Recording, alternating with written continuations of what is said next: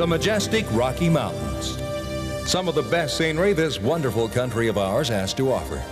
It's quiet, peaceful, and relaxing.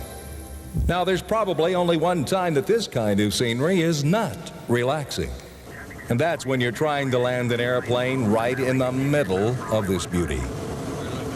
These are the mountains that surround the county airport at Aspen, Colorado. So you can bet when the pilots come here, they're bound to have some unrelaxing moments. Well, strange as it may sound, a small group of daring pilot types come to this airport once a year to put on a show. And what a show it is. On July 2nd, 1988, some magnificent men and their flying machines came together to perform some pretty fancy flying.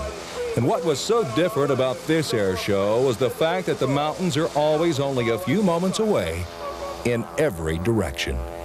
If you enjoy watching airplanes and you enjoy watching air shows, you'll see some of the most beautiful airplanes in the world flying against the backdrop of the most beautiful scenery in the world.